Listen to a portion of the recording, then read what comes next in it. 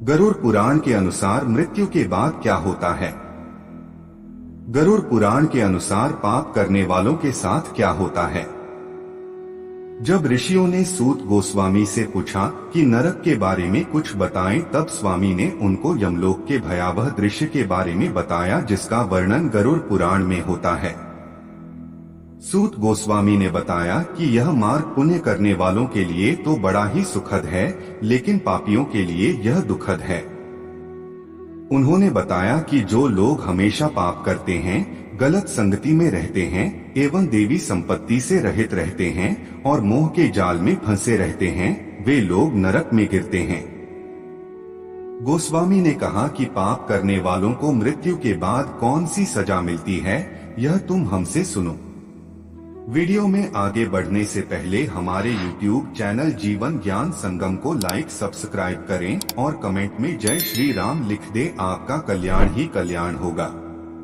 सूत गोस्वामी ने बताया कि पाप के कारण व्यक्ति को बीमारियां होती हैं, जैसे कि मानसिक रोग या कोई शारीरिक रोग। ऐसे ही पाप के कारण व्यक्ति को जन्म, मृत्यु और बुढ़ापा भी आता है। व्यक्ति जब बूढ़ा हो जाता है, घर के लोग उसका सम्मान नहीं करते और वह बिना सम्मान के वह ऐसे ही पड़ा रहता है। साथ ही बुढ़ापे में उसका शरीर सही से काम नहीं करता और बीमारियां भी उसे जल्दी घेर लेती हैं। गोस्वामी ने बताया कि जब व्यक्ति मरने वाला होता है तो उसे दिव्य दृष्टि प्राप्त होती है, जिसके कारण वह लोक और परलोक दोनों को देख सकता है। गरुड़ पुराण के अनुसार मृत्यु के समय व्यक्ति को इतनी पीड़ा होती है जितनी 100 बिच्छू के एक साथ काटने पर होती है। गरुड़ पुराण के अनुसार यमदूतों के दर्शन होने पर व्यक्ति की इंद्रियां शिथिल पड़ जाती हैं। गरुड़ पुराण के अनुसार यमदूतों के दर्शन होने पर व्यक्ति की इंद्रियां शिथिल पड़ जाती हैं और वह व्यक्ति कुछ नहीं कर पाता। वह अपने परिजनों को मदद के लिए बुलाना चाहता है, लेकिन नहीं बुला पाता। जो व्यक्ति पाप करते हैं, उनको दोनों हाथों में पास धारण किए और क्रोध पूर्वक नेत्र वाले यमदूतों के दर्शन होते हैं, जिनको देखकर वह भय से कांपने लगते हैं। इस प्रकार यमदूतों को देखकर वह व्यक्ति अपना मल मूत्र त्याग देता है और उनके हाथों में पकड़ा हुआ वह अपने घर को देखने लगता है। गरुड़ पुराण के अनुसार यमदूत उसके गले में पास बांधकर उसे ले जाते हैं और रास्ते में उसे डराते हैं। उसके पापों को उसे याद दिलाते हैं और साथ ही नरक का तीव्र दुख वे उससे पुनः पुनः वर्णन करते हैं। इसके बाद यमदूतों की बात सुनकर बहुत ही डर जाता है और साथ ही उसे रास्ते में चलते हुए भूख और प्यास भी लगती है, लेकिन यमदूत उसे पानी और भोजन नहीं देते। गरुड़ पुराण के अनुसार यमदूत उसे रास्ते में पीटते जाते हैं और उसे उन नरकों के बारे में बताते हैं जिनमें उसे लेकर जाया जाना है। सूत गोस्वामी ने बताया कि सैकड़ों और करोड़ों साल बीत जाने पर भी बिना भोगे कर्म फल का नाश नहीं होता। गरुड़ पुराण के अनुसार यमदूत उसे नरक की यातना के दर्शन कराते हैं और उसके बाद उसे छोड़ देते हैं।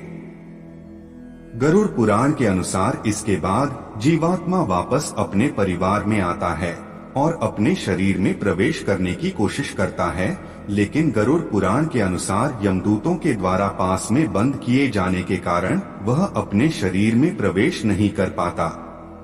उस समय अपनी भूख प्यास मिटाने का जीव के पास एक ही तरीका होता है, जो है उसके परिजनों द्वारा दिया गया पिंडदान। गरुड़ पुराण के अनुसार जिन लोगों का पिंडदान नहीं होता वे भूत बनकर यहीं पर भ्रमण करते रहते हैं और कई कई सालों बाद उनको दूसरा शरीर प्राप्त होता है। सूत गोस्वामी ने बताया कि सैकड़ों और करोड़ों साल बीत जाने पर भी बिना भोगे कर्म फल का नाश नहीं होता। अगर जीवात्मा ने कोई पाप किया है तो उसे उसका फल भुगतना ही पड़ता है, तभी जाकर वह पाप खत्म होता है और जब तक वह उस पाप को भोग नहीं लेता उसे दोबारा मनुष्य शरीर भी प्राप्त नहीं होता। इसलिए पुत्र को चाहिए कि वह अपने पिता का 10 दिनों तक पिंडदान करे। पिंडदान को 4 भागों में विभाजित किया जाता है। उनमें से पहले 2 भाग पंचभूतों की पुष्टि के लिए होते हैं, तीसरा भाग यमदूतों के लिए होता है। चौथे भाग से उस जीव को आहार प्राप्त होता है जो यमदूतों द्वारा ले जाया जाता है। 9 दिन और 9 रातों में जीव का दूसरा शरीर बन जाता है और 10वें दिन उसमें कुछ शक्ति आती है। पिंड दान के द्वारा जीव का धीरे धीरे एक लंबा शरीर बनता है, जिसके द्वारा वह प्राणी रास्ते में शुभ अशुभ कर्म फल भोगता है और यमपुरी ले जाया जाता है। गरुड़ पुराण के अनुसार इस प्रकार जब 13वीं की जाती है तो मरने के 13 दिन बाद वह जीव भोजन प्राप्त करता है और 13 दिन बाद यमदूतों द्वारा यम मार्ग में ले जाया जाता है। उस मार्ग में वह अकेला ही होता है और प्रत्येक दिन में 47 योजन चलता है। यमपुरी का मार्ग कैसा है? गरुड़ पुराण के अनुसार सूत गोस्वामी ने बताया कि यम मार्ग में वृक्ष की छाया नहीं है जहां प्राणी विश्राम कर सकता है। वहां पर भोजन और पानी भी नहीं है जिससे वह जीव अपनी भूख और प्यास मिटा सके। गरुड़ पुराण के अनुसार उस मार्ग में चलता हुआ प्राणी कभी कभी तो बर्फीली हवा से पीड़ित होता है और कभी उसे कांटे चुभते हैं, कभी वह सर्पों के द्वारा डसा जाता है, कभी हिंसक पशुओं द्वारा खाया जाता है और कहीं कहीं बिच्छू द्वारा डसा जाता है। कहीं कहीं पर उसे आग से जलाया जाता है और तब जाकर वह उस नरक में पहुंचाया जाता है जिस नरक में उसे उसके पाप के कारण जाना था।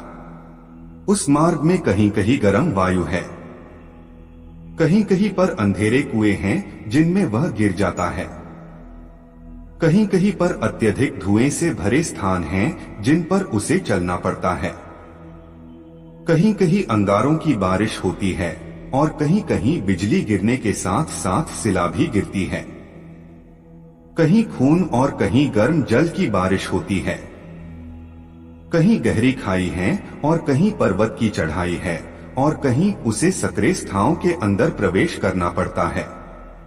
वैतरणी नदी कैसी है? गरुड़ पुराण के अनुसार वहां खून और चर्बी से भरे हुए तालाब है और वही वैतरणी नदी बहती है। वहां 100 योजन चौड़ी सड़क है। वहां पर हड्डियों के समूह से बने पर्वत हैं। मांस और रक्त से भरी वैतरणी नदी बहुत दुर्गम है और उसको पार करना बड़ा ही कठिन है। पापी लोग उसे बड़े ही दुख के साथ पार करते हैं। वह नदी सुई के समान मुख वाले भयानक कीड़े मकोड़ों से भरी है और वहां के पानी में मांस भक्षी जलचर, मछली और कौवे रहते हैं। उस नदी के प्रभाव में गिर जाने पर पापी रोते चिल्लाते हैं और यह पैनी चोंच वाले जीव उसे काटते हैं। वह भूख और प्यास से व्याकुल होकर रोता रहता है। गरुड़ पुराण के अनुसार यह नदी रक्त के प्रवाह से व्याप्त रहती है और देखने में बड़ा ही दुख उत्पन्न करने वाली है। कभी कभी इसमें गिरकर पापी दर्द के कारण बेहोश हो जाते हैं। बहुत से बिच्छू और शार्क उस नदी में मौजूद हैं, इसलिए उस नदी में गिरे पापियों की रक्षा करने कोई नहीं आता। उस नदी में गिरकर पापी एक क्षण में पाताल में चले जाते हैं और अगले क्षण में ऊपर आ जाते हैं। यह नदी पापियों के गिरने के लिए बनाई गई है और इस नदी का छोर कहीं दिखाई नहीं देता। यह अत्यंत दुख और बहुत डर उत्पन्न करने वाली है। यमपुरी के मार्ग में पापी क्या सोचते हैं? गरुड़ पुराण के अनुसार कुछ पापियों को जबरन खींचकर ले जाया जाता है और उनको बीच में कोड़े मारे जाते हैं। अत्यंत क्रूर यमदूत उनको पीटते हैं, तब उनको अपने किए हुए पाप याद आ जाते हैं और उनको ग्लानि का अनुभव होता है और इस तरह अति दुख पाकर पापी यमलोक को आते हैं। गरुड़ पुराण के अनुसार रास्ते में पापी अपने पुत्रों को पुकार कर मदद की याचना करता है, लेकिन उस मार्ग में उसे कोई नहीं बचा पाता।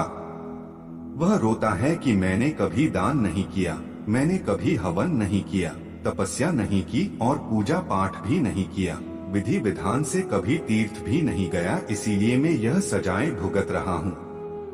वह सोचता है कि मैंने कभी देवताओं की पूजा नहीं की और यहाँ तक कि मैंने तो परम भगवान की भी पूजा नहीं की। कभी मैंने ब्राह्मणों की पूजा नहीं की, कभी मैं तीर्थों में नहीं गया, कभी मैंने गंगा स्नान नहीं किया, सत्पुरुषों की सेवा नहीं की, कभी भी पशु पक्षियों के लिए जलाशय का निर्माण नहीं किया और कभी भी कोई पुण्य नहीं किया। इसलिए मैंने जो किया है उसी का फल आज मुझे मिल रहा है। गरुड़ पुराण के अनुसार वह सोचता है कि मैंने कभी दान नहीं किया, शास्त्रों का अध्ययन नहीं किया, पुराणों को नहीं सुना, संतों की पूजा नहीं की, इसलिए मुझे इस स्थिति में रहना पड़ रहा है। नारी जीव भी सोचते हैं कि मैंने पति की अच्छे से सेवा नहीं की, पति की आज्ञा का पालन नहीं किया और पतिव्रत धर्म का भी पालन नहीं किया और मैंने गुरुजनों का भी सम्मान नहीं किया, जिसके कारण मुझे यह यातनाएं मिल रही हैं।